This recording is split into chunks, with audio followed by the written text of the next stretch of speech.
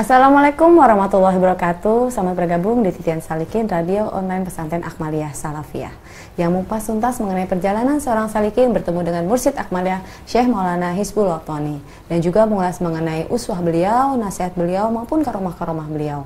Dan saat ini saya sudah bersama dengan seorang salikin yang notabene masih muda, tetapi menapaki pejalan menuju kepada Allah, yaitu Mas Delvi Nalis. Assalamualaikum Mas Delvi. Makasih banyak sudah hadir di studio kami untuk sharing perjalanan Mas Delvi bertemu dengan Bapak dan juga kesaksian-kesaksian Mas Delvi.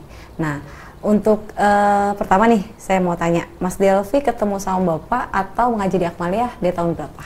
Ya, Alhamdulillah Mbak Ima. Sebelumnya terima kasih banyak Mbak sudah diberikan waktu dan kesempatan untuk bersilaturahmi ya Mbak ya, bersilaturahmi sekaligus untuk bercerita tentang terkait beliau. Kalau bicara tentang beliau itu bener-bener speechless Mbak sebenarnya. Terus terang speechless gitu kan. Bingung ya mau ngomong apa? Bingung mau ngomong apa karena memang beliau itu seorang mursyid yang begitu dalam sekali cinta kasihnya itu menghujam gitu. Jadi nggak berasa karena ini saya sudah mellow ini baru sebenarnya sudah mellow ini. Jadi dulu awal mula ketemu dengan beliau itu saya mulai masuk di Kementerian Perdagangan Mbak. Kebetulan di sini di mana? Kiwi ya? Kiwi, di Kiwi sebelum Kiwi. Itu saya masuk di sana tahun 2008. 2008 itu jadi saat masuk di Kementerian Perdagangan itu memang dulu seneng ikut kajian, tapi juga dulu mencari juga sih Mbak, memang mencari kajian yang pas itu bagaimana terkait dengan pembersihan diri, terkait dengan cara mendekatkan diri dan lain-lain sebagainya gitu. Karena sebelumnya yang saya dapatkan terutama pas kenal dengan teman-teman itu seperti teman-teman waktu SMA, waktu kuliah itu lebih kepada kayak rohis gitu ya. Rohis itu kan lebih kepada ayo dakwah segala macam gitu kan. Tapi lupa ke dalam diri seperti lilin ini gitu kan. Dan itu saya nggak nyaman, sama sekali nggak nyaman gitu kan. Lalu saya diterima bekerja di Kementerian Perdagangan. Serang berapa lama itu saya berbetulan dulu itu mendapatkan kesempatan untuk haji gitu kan, haji. Jadi saat dapat panggilan itu saya mencoba mencari lagi Mbak, mencari bagaimana ya gitu kan. Ini nggak bisa nih, haji ini itu perjalanan hidup dan itu puncak-puncaknya gitu kan. Tetapi saya minim sekali pengetahuan agama seperti apa. Itulah yang membawa saya dekat dengan almarhum teman saya Pak Susilo gitu, yang dulu sekaligus menjadi teman satu kantor Mbak. Teman satu kantor. Jadi memang almarhum Pak Susilo dulu itu hobinya memang ya ibadah terus gitu kan, di masjid segala macam gitu kan. Jadi saya kalau misalnya lagi habis sholat, habis sambil makan di kantin gitu kan, jadi dialog, diskusi segala macam, sampai akhirnya tertarik. Ya udah coba dulu nih, nanti kalau haji gitu kan, kalau lagi ini bacanya ini ya, saya lupa bacanya apa gitu kan. Jadi saya tahu bahwa bacanya ini aja gitu kan. Nah semenjak pulang dari haji itu mulai intens gitu kan, ngobrol sampai saya diundang sama Pak Susilo, datang saja malam gitu kan. Malam waktu itu beliau itu mengadakan pengajian tuh malamnya itu malam minggu, betul malam minggu, dan lepas tengah malam gitu kan. Jadi ini sesuatu yang nggak lazim ya. Kadang-kadang saya suka iseng tuh datang sana malam-malam, nggak ada orang gitu kan, pulang lagi gitu kan. Nah terus ditanyain, mana kok nggak datang gitu? Oh iya saya datang, cuma nggak ada orang gitu. Oh ya udah gitu. Nah itu sampai setahun 2 tahun akhirnya saya ikut ngaji gitu kan. Ikut ngaji tapi saat ngaji itu sama sekali saya bingung juga. Ini apa yang diomongin terlalu tinggi gitu kan. Karena yang dibahas itu ya seperti kitab Bismillah gitu kan. Yang itu sesuatu yang saya nggak paham juga gitu kan. Lalu sambil dulu almarhum Pak Susilo mengajarkan, sampai cerita, dulu saya sama sekali nggak bisa baca huruf Arab, nggak bisa baca Quran pun nggak bisa. Tapi begitu dapat suntikan energi dari Bapak gitu kan, kebetulan Pak Susilo itu muridnya Bapak ya, dulu, muridnya Bapak. Jadi waktu itu paralel ya, saya juga belum di Akmaliyah. Jadi itu mungkin sekitar tahun 2010 sampai 2012-an antara segitu. Selama itu mungkin sekitar 6 bulan sampai setahun gitu kan, saya ngaji di sana. tapi itu pun nggak ngerti apa-apa gitu kan. Duduk aja yang penting duduk aja, yang penting ya. ikut duduk gitu kan. Sampai-sampai saya ditegur sama teman-teman dulu ya, berbetulan teman-teman sekarang ada di sini juga. Kalau ngaji itu yang istiqomah, datang yang ini kan, saya bingung juga, istiqomah berat juga ya kalau kayak begini ya gitu kan. Karena apa namanya, yang penting melek seperti itu, yang penting melek. Dan melek itu gunanya untuk apa sih juga nggak paham gitu. Terus dalam perjalanannya saya diajak sama almarhum Pak Susilo untuk ke Akmaliyah. Sowan lah kepada Sowan guru gitu kan. beliau. Sowan waktu itu diajak untuk ketemu dengan guru beliau gitu kan, guru almarhum Pak Susilo. Begitu ketemu sama bapak, masih muda ya gitu kan. Cuman tuh sama Pak Susilo bilang muda orangnya, tapi sebenarnya secara ruhaninya udah tua gitu kan. Wah, saya nggak paham juga gitu. Itu. Saya belum paham. Apa ini maksudnya kan? Apa tua gitu kan. Berarti ruhani itu ada, kita tuh yang ruhaninya masih anak-anak gitu kan, masih balita gitu. Betul. Karena beliau udah senior banget, udah tua gitu kan. Begitu saya perjalanan ke sini, mulai bapak menjelaskan kan tahu ya, oh maksudnya ruhani beliau udah tua itu karena memang beliau mendapatkan tugas pertama kali pada saat zamannya Nabi Ismail seperti itu. Untuk beliau mendapatkan tugas pertama untuk mendidik atau menguatkan hati dari Nabi Ibrahim seperti itu pada saat prosesi untuk penyembelihan kurban. Ya itu baru sekarang ini Mbak baru mengerti. Cuman dulu nggak paham ini maksudnya tua seperti apa. Tapi memang ada ya mungkin namanya orang tua ruhani ya. Jadi tahu aja gitu kan ketika ada salikin memang anak-anaknya mau mendekat kepada beliau. Tapi itu mengalir aja. Saya salaman, cium tangan gitu kan, udah gitu udah pamit seperti itu. Nah selang berapa lama saya lupa, entah tahun 2012 entah tahun 2013 Pak Susilo itu mangkat Mbak, mangkat. Terus pada saat prosesi untuk pemakaman, penyolatan Bapak hadir ya? Bapak hadir, dan waktu itu Bapak menyolatkan juga, memimpin sholat. Terus saya bertanya sama beliau, terus kami bagaimana Pak? Namanya maksudnya dalam masa-masa pencarian, kehilangan gitu induk lah. Kehilangan induk seperti itu gitu kan. Ya saya udah tahu nih, beliau ini kan gurunya Pak Susilo. Berarti kan secara silsilah ya memang satu silsilah, dan beliau itu menjadi kakek guru lah seperti itu. Lalu Bapak bilang, ya sudah, nanti datang ya. Ya udah, nggak berapa lama kami hadir, dan waktu itu saya doang yang izin bertanya sama Bapak gitu. Waktu itu ada sekitar 7 orang atau berapa gitu kan, 7 orang atau yang sisa-sisa terakhir dari muridnya Pak Susilo. Karena Pak Susilo ini ngajar mungkin teknis mengajarnya berbeda gitu kan. Yang ditonjolkan tuh lebih kepada gayanya Bapak saat awal-awal ya, karomah seperti itu ya. Berbeda dengan gaya mengajarnya Bapak yang sudah tertata rapi, terstruktur, yang pendekatannya itu berbeda. Pendekatannya itu lebih seimbang antara hati, antara metodologi, antara keilmuan seperti itu. Jadi pernah saat suatu waktu saat setelah ahad pagi, jadi beberapa waktu itu setelah ahad pagi ada kebiasaan sarapan bersama di Serambi. Lalu Bapak bilang ya, Del, kamu untung ketemu Bapak saat Bapak sudah tamkin gitu. Kalau Bapak belum tamkin, ceritanya mungkin kamu akan mental nih seperti itu. Jadi memang posisinya kalau saya pribadi kurang tertarik melihat karomah-karomah seperti itu, karena memang yang lebih mengena itu dari sisi ilmu yang disampaikan, pengetahuan yang disampaikan, hal yang saya dapatkan, dan hal yang bisa memang sifatnya pembinaan kepada diri, peningkatan diri. Karena memang karomah itu kan ada batasannya untuk pentamkinan, meyakinkan diri bahwa ini loh bisa diikuti gitu. Tetapi seiring dengan perjalanannya waktu seperti itu, saya pribadi tuh lebih tamkin dengan ketika uraian-uraian Bapak saat di pengajian gitu kan, itu benar-benar pas, metodologis, dan saling terkait satu sama yang lain gitu kan. Walaupun saya pribadi memang jauh dari kalangan pesantren Mbak, jadi orang tua saya juga bukan dari kalangan yang cukup agamis seperti itu, jadi berjalan aja gitu. Nah tetapi ilmu-ilmu yang beliau sampaikan itu pas gitu kan, apa yang beliau ajarkan, apa yang beliau sampaikan ketika beliau istiqomah gitu kan. Beliau bilang istiqomah, beliau juga sudah istiqomah dulu gitu kan. Beliau menyatakan untuk sayangi keluarga, akhlakul karimah. Beliau mencontohkan kepada keluarga dan anak-anaknya gitu kan. Jadi beliau ini adalah sosok yang tidak hanya mengajarkan dan hanya pintar berbicara, tetapi sudah melakukan baru menularkan. Jadi hal-hal itulah yang benar-benar klik seperti itu, Mbak. Ini istri juga seperti itu. Jadi ketika saya ajak ke tempatnya Pak Susilo almarhum dulu gitu kan, istri tuh nggak klik gitu kan. Ini apa sih, ngaji apa gitu. Tapi begitu kenal dengan Bapak, istri tuh langsung pas gitu kan. Jadi Bapak seperti bisa merangkul ke kedalaman hati sehingga bisa pas dan istri itu menerima.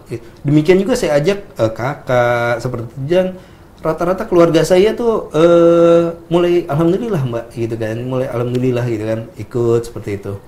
Berarti Mas Delvi itu dengan kata lain seorang pejalan yang mencari seorang guru itu tidak fokus pada karomah ya, Mas? Maksudnya betul, Mbak. Mas Delvi itu lebih kepada keilmuan dan apa yang Mas Delvi lihat dari ilmu yang disampaikan gitu. Betul, dan Mbak. itu yang akhirnya Mas Delvi tertarik kepada Akmaliyah dan melihat bahwa ini yang saya cari. Nah, yang saya mau tanyakan adalah dari semua kajian Bapak, Mas Delvi ini orang baru ya, iya, di Akmaliyah, terus tiba-tiba masuk ke kajian Hakikat Ma'rifah di Ahad pagi. Prosesnya seperti apa dan Mas Delvi tuh melihat sosok Bapak tuh bagaimana dalam menguraikan, karena kan Mas Delvi sebenarnya tidak ada pembanding banyak ya, tetapi Mas Delvi ada keinginan untuk menemukan jati diri yang tadi Mas Delvi bilang, saya nggak, kalau rohis tuh kayaknya keluar diri terus tapi tidak ke dalam diri gitu. Nah, apa yang Mas Delvi rasakan untuk perubahan diri Mas Delvi sebelum ke Akmaliyah dengan sudah ke Akmaliyah, dan melihat sosok Bapak seperti apa? Ya, baik. Jadi kalau bicara perjalanan ya beberapa tahun, 15 tahun itu terasa lama, padahal ketika dijalanin itu kok cepet ya, Mbak, ya, begitu ya. Itu kok cepet banget ya, nggak berasa gitu. Karena terkadang kalau sesuatu yang nggak dirasa atau cepet itu kan berarti nyaman. Nyaman, betul. Ada senang. Kenyamanan, ada feels like home gitu ya. Betul. Seperti di rumah. Betul. Jadi ketika datang ke Akmaliyah itu seperti di rumah, Mbak. Jadi seperti yang Bapak bilang, ini kampung ruhani ya, gitu. Jadi saya merasa nyaman sekali di Akmaliyah itu nyaman. Jadi ketika bergaul bersama-sama duduk gitu kan, ikut kajian dengan saudara-saudara itu benar-benar seperti di rumah. Berbeda ketika bergabung sama teman, sama teman-teman sekantor, sama ini kenyamanannya itu beda, Mbak. Jadi itu lebih kepada kenyamanan yang pertama. Lalu dari sisi yang kedua, memang ketika dalam pengamalan itu kan pasti apa ya namanya, dikocok-kocok ya, kayak digojol-gojolok, dikocok-kocok, dikucek-kucek lah seperti itu ya. Banyak lah. Jadi antara harus istiqomah, antara enggak gitu kan. Terus udah gitu dapat tugas Bapak, dapat panggilan Bapak gitu kan. Itu memang perjuangan tersendiri ya di saat apa namanya. Dan itu yang Mas Delvi cari kan sebenarnya selama ini? Jadi saya dulu pernah terucap sama istri gitu, Pak. Jadi dulu dikasih tahu sama almarhum Pak Susilo itu perjuangan itu ada dua, dengan diri atau dengan harta gitu kan. Saya pernah berucap sama istri, kayaknya lebih enak dengan harta deh gitu kan. Dengan harta itu maksudnya ketika berjuang dengan harta, kita kan berarti sudah ada basah-basahnya ibaratnya ya, seperti pipa ada sisa-sisanya, ada selang gitu kan. Betul. Kita tempat mengalir, kita tinggal membagi aja. Nah, kalau dengan diri kan sepertinya berat gitu, berat perjuangannya segala macam gitu kan. Nah, saat di Akmaliyah berjalan, ternyata panggilannya memang mayoritas karena sudah tamkin ya, beliau sudah tamkin, panggilannya itu lebih kepada harta ya, Mbak. Betul, karena pembangunan kan ya. Karena pembangunan, ada aja tiap tahun ada aja pembangunan, harus ini gitu kan. Ya sudah, bismillah aja. Pokoknya ketika ada panggilan Akmaliyah, bismillah, udah hajar aja dulu, hajar dulu gitu. 2 kali lah pokoknya. Ya terkadang pasti ada aja, Mbak ya, namanya dari sisi perjuangan perjuangan ada aja begitu. Baru dikeluarin, minta lagi gitu. Kadang-kadang saya sampai sedih nih. Ya Allah, Pak, ini bisa ngikuti cuma segini nih gitu kan. Karena udah dibagi-bagi ya. Gitu. Pengennya lebih gitu kan. Kadang-kadang tuh ngiri dengan saudara-saudara yang lain yang ketika, bisa sekian gitu. Ngiri gitu kan, ngiri gitu. Ya Allah, dia kok bisa segini ya gitu kan. Saya cuma bisa segini nih gitu kan. Jadi itu merebut cinta kasih orang tua kan. Berlomba-lomba ya. Tetapi kok saya cuma segini nih gitu kan.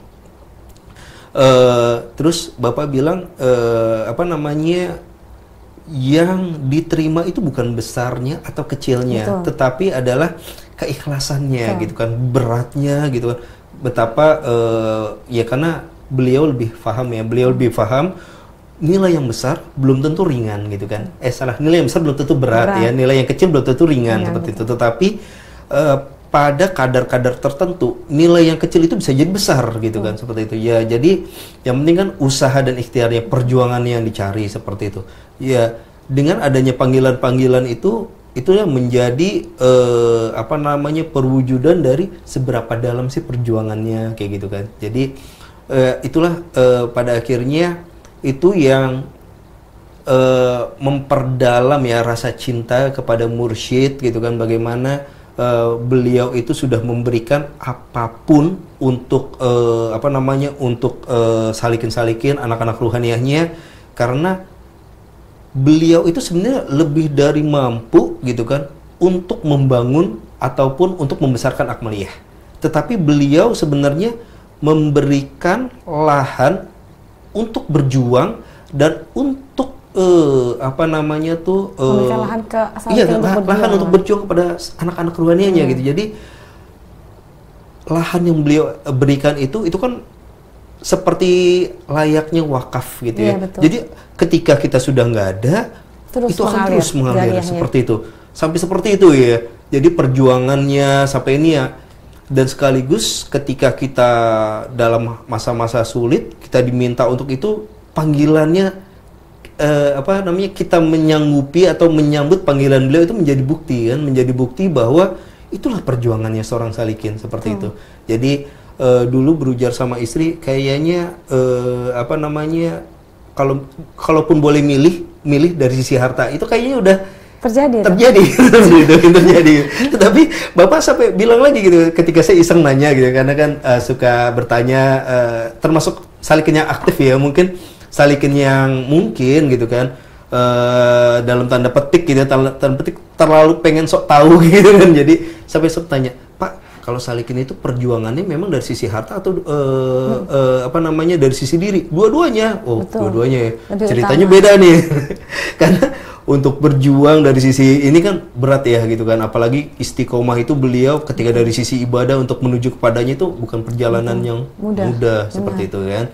Sementara kalau apa namanya, dua-duanya apalagi nih, waduh berat sekali nih. Nah ini akhirnya dalam diri itu ada, ya udah mengalir saja gitu kan, mengalir aja sebagai sesuai dengan kehendaknya, akhirnya sampai ke sana Mbak.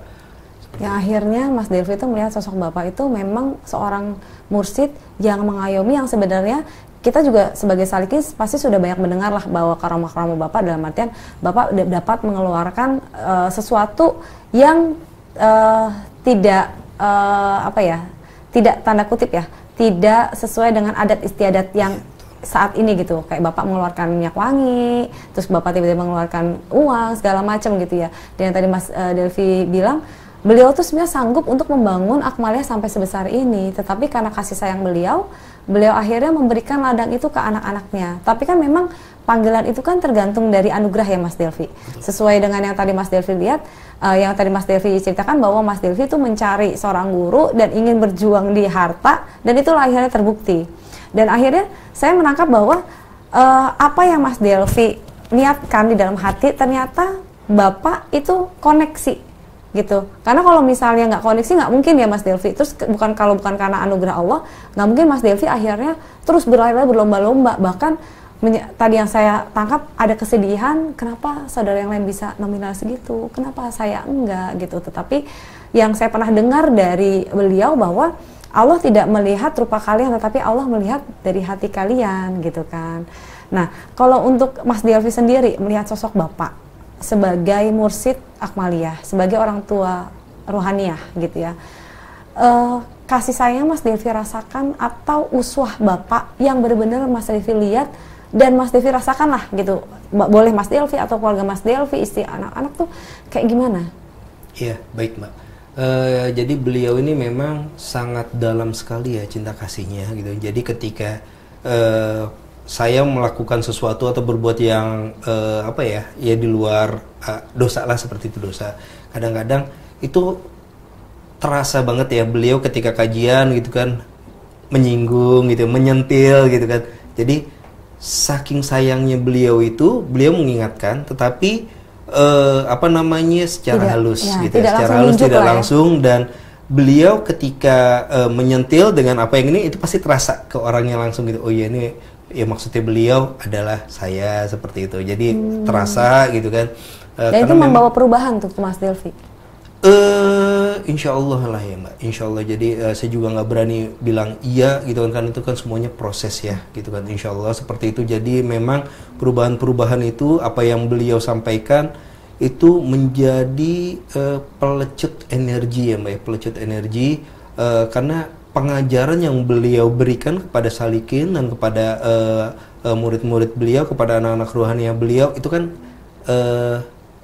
apa namanya spesifik ya, spesifik walaupun muridnya banyak. Walaupun beliau anak ruhaniahnya banyak, tetapi pengajarannya benar-benar spesifik dan benar-benar menyentuh sampai ke kedalaman hati gitu. Pernah saya jadi teringat pernah satu hal ini waktu dulu ada apa namanya merasakan kehadiran Allah atau launching buku Mbak ya, launching buku merasakan kehadiran Allah atau Allah itu nyata atau buku satu lagi yang terkait dengan nama-nama Allah gitu kan, nama-nama Allah. Saya sempat nanya gitu kan, dulu itu ada yang sekitar apa ya, yang disebut sama Bapak itu nama ke-100. Nah, saya langsung japri sama Bapak. Saya tanya gitu kan, Pak, apakah nama Allah yang ke-100 ini adalah ini Pak? Gitu kan. Lalu Bapak bilang, bukan. Tetapi kamu harus cari nama yang ke-100 itu gitu kan. Itu jadi tugas kamu gitu kan. Dengan seperti itu kan berarti pengajaran yang memang itu spesifik ya Mbak ya, spesifik sesuai dengan caranya Allah itu ingin mengajar gitu kan, sesuai dengan kehendaknya, itu mengalir melalui kekasih-kekasihnya gitu ya. Dalam hal itu mursyid memerintahkan ini kamu harus nyari ini gitu kan, kamu harus nyari ini jadi tugasnya kamu gitu kan. Itu menjadi pendorong memang Mbak, pendorong bagaimana ya untuk mencari ini gitu kan. Sedangkan namanya namanya hidayah itu kan kita nggak pernah tahu. Betul. Tetapi dalam satu sisi disuruh mencari nama ke-100 itu siapa gitu kan. Ya sudah gitu kan. Akhirnya ya udah mengalir aja, tapi itu menjadi pendorong, pelecut gitu kan, menjadi penyemangat gitu kan, bahwa sesungguhnya Allah itu dekat. Allah itu ada gitu kan. Allah itu nyata gitu kan. Ya nggak usah susah-susah sih sebenarnya kan. Dalam tanda petik seperti itu gitu kan, sebenarnya udah tahu gitu kan, dalam tanda petik seperti itu ya. Hanya saja itu untuk meyakinkan diri. Kadang-kadang kan namanya mursyid itu punya 1001 cara untuk mengantarkan anak-anaknya untuk mengenalnya seperti itu kan. Sebenarnya itu udah tahu harusnya gitu, cuman halusnya kamu harus cari nama ke-100 itu kayak gitu kan. Itu bahasa-bahasa yang mungkin nggak sama ya di salikin yang lain. Mungkin itu udah sih mengalir aja. Ada juga ya udah saya udah tahu kayak gitu kan. Cuman kan itu menjadi rahasia antara diriku dan dia seperti itu. Sampai seperti itu Mbak. Kemudian Mas Delvi, saat Bapak sudah tidak berjasad selama 2 tahun ini, apa yang Mas Delvi lakukan, kerjakan selain mendengarkan penerusnya ya, atau mendengarkan rekaman beliau juga? Apa yang Mas Delvi biasa lakukan? Ya kalau saya pribadi memang yang biasa saya lakukan itu ketika saya ada sesuatu hal gitu kan, itu saya selalu tawasul ke beliau, tawasul. Jadi dengan tawasul itu alhamdulillah yang ketika di awal saya merasa itu berat banget. Jadi saya sering mendapatkan tugas keluar gitu kan, keluar negeri, ke daerah sampai ke pelosok-pelosok gitu kan, yang kalau orang biasa, teman-teman yang biasa gitu kan, teman-teman di kantor gitu kan, ini pasti akan nolak duluan di awal. Iya, pasti akan nolak duluan karena memang tingkat keberhasilannya itu kecil seperti itu ya. Jadi ketika mau mulai gitu kan, misalnya saya selalu tawasul dengan beliau, tawasul, ingat dengan beliau gitu kan. Kalau bahasanya Bapak, udah connecting aja dengan Bapak dan sebut nama Bapak gitu kan. Cuman karena adab sih biasanya ingat beliau, bertapaut dan menyampaikan Al-Fatihah seperti itu. Dan itu alhamdulillah Mbak, ada aja jalan keluarnya. Ada jalan keluarnya. Entah saya lagi di gunung mana gitu. Jadi ceritanya saya biasa tuh sering ke pelosok-pelosok Mbak, ke pelosok gitu kan, kadang ke ya hampir ke seluruh Indonesia sih Mbak. Mungkin yang belum itu hanya Irian, NTT sama NTB ya, Indonesia Timur lah ya, kebanyakan itu belum. Bahkan sampai ke pelosok-pelosok, nyebrang pulau gitu yang butuh waktu berjam-jam itu saya udah sampai gitu kan. Dan itu sampai ke bener-bener baru, daerah bener-bener baru buat saya gitu kan. Dan terkadang saya nyetir sendiri nih gitu kan, paling gantian sama temen, dan itu alhamdulillah dimudahkan. Dan itu selalu bertawasul tiap ada kesulitan ya? Iya, tawasul ya. Alhamdulillah gitu. Bahkan waktu dulu saat COVID ya, saat COVID saya pernah jalan ke daerah waktu dulu ke Aceh gitu kan, ke tanah dataran tinggi Gayo, itu sekitar 6 jam dari Banda Aceh ke perkebunan kopi atau teh dulu, perkebunan kopi Gayo sana kan. Itu nggak ada pendamping, Mbak. Nggak ada pendamping, nggak ada orang sana gitu kan. Udah bismillah tawasul, kayaknya saya yakin mudah gitu kan. Ada nih solusinya gitu. Tiba-tiba ada temen yang udah lama nggak pernah telepon gitu kan. Tiba-tiba telepon. Namanya Pak Zaid, saya kenal banget. Jadi dulu ini Pak Zaid itu bukan teman saya gitu kan. Jadi Pak Zaid ini seperti konsultan untuk dari Uni Eropa. Waktu dulu GIZ dari Jerman gitu kan. Waktu itu saya proyeknya dengan dia tuh proyek untuk masalah importasi gitu kan. Sedangkan saya sekarang prosesnya ke Aceh itu untuk ekspor gitu, untuk barang lokal yang diekspor keluar gitu. Tiba-tiba dia telepon, Mas, posisi lagi di mana gitu. Waduh Pak, saya mohon maaf nih, saya belum bisa ngangkat telepon dulu. WA aja Pak, saya karena lagi di Aceh gitu kan, lagi di Banda Aceh gitu. Oh iya, sampai ke sana. Kalau gitu ada ketemu, nanti ketemu ini Mas, ketemu ini. Wah, kok dipermudah nih? Ya.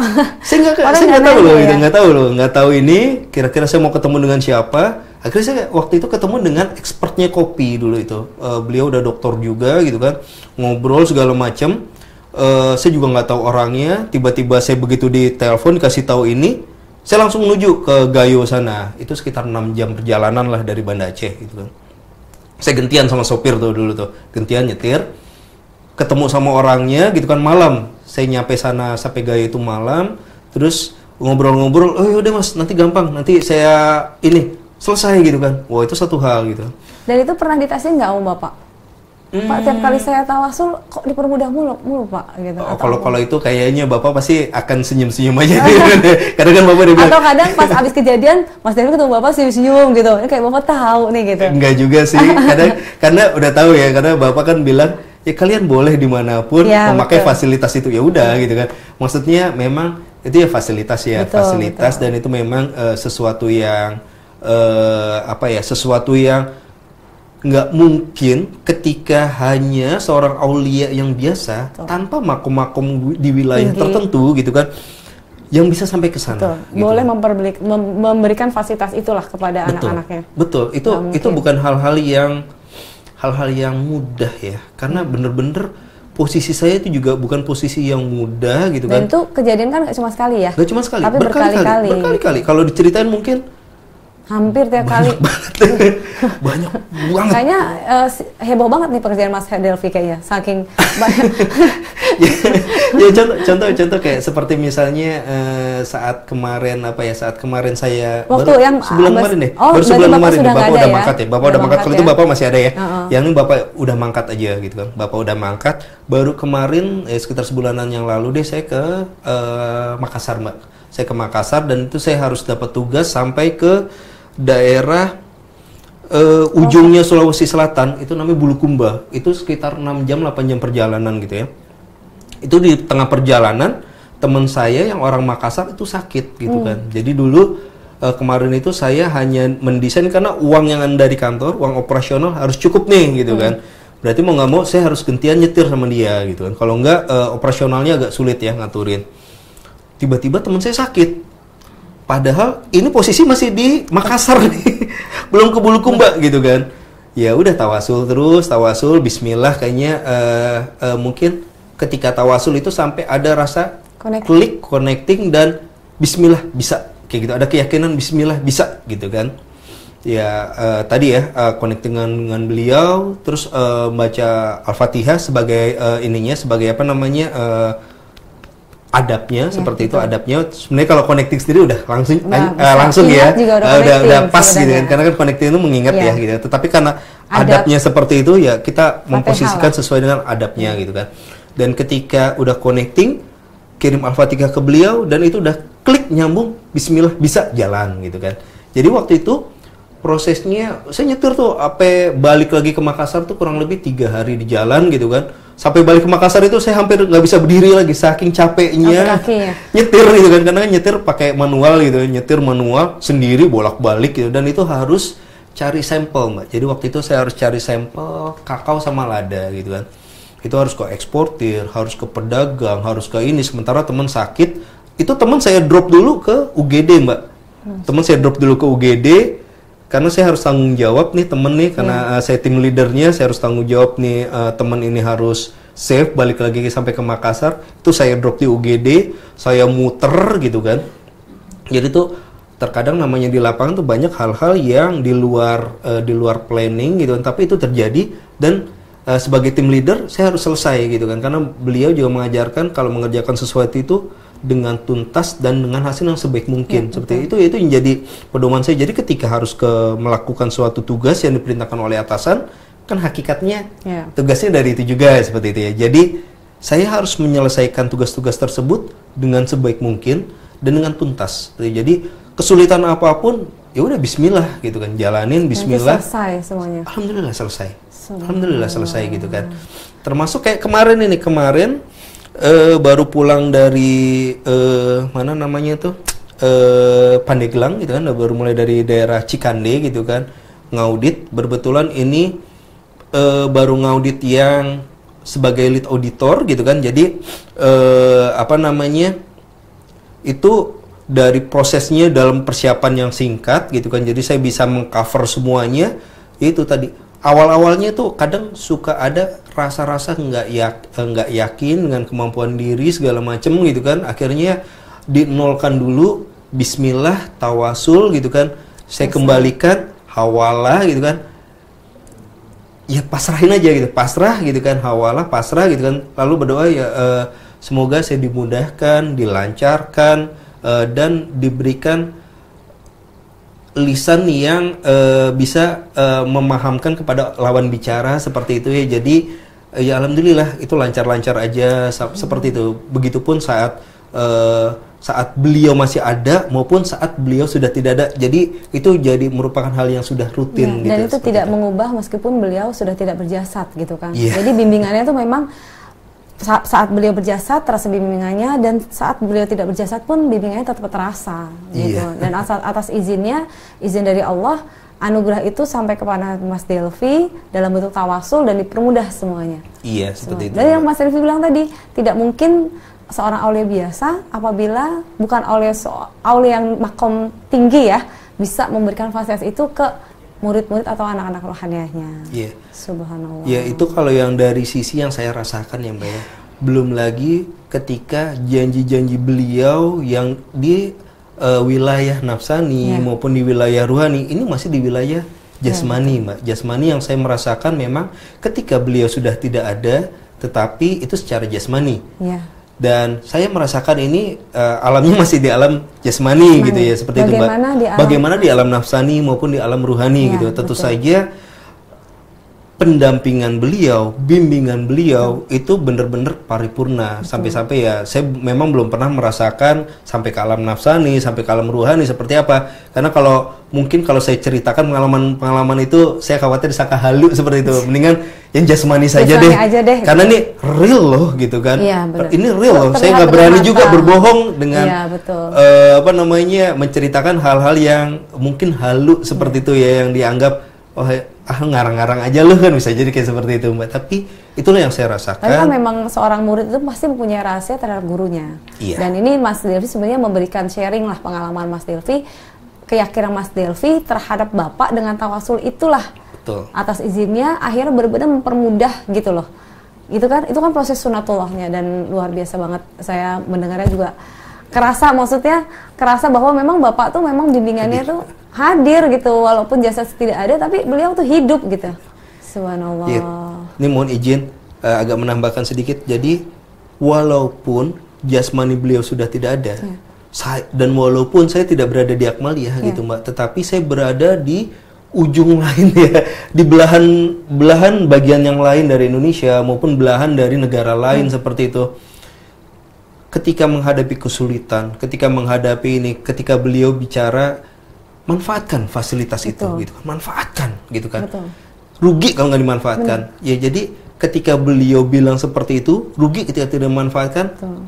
Ya saya manfaatkan itu, Mbak. Saya manfaatkan, tetapi dengan menjaga adab dan tetap menjaga hubungan antara kedalaman antara seorang hamba dengan Tuhannya dan seorang murid kepada mursyidnya gitu. Jadi adab itu alhamdulillah selalu terjaga, karena tawasul itu kan di hati ya Mbak. Betul, ya. Tawasul itu di hati, nggak diungkapkan, tetapi dalam sifat adabnya dari sisi perjuangan, dari sisi pekerjaan itu benar-benar maksimal. Tetapi dari backupnya sebenarnya dari sisi itikotnya gitu kan, itikotnya itu udah ya ini kalau nggak karena pertolongannya, karena bimbingannya nggak akan bisa. Mustahil. Yakin gitu, 100%.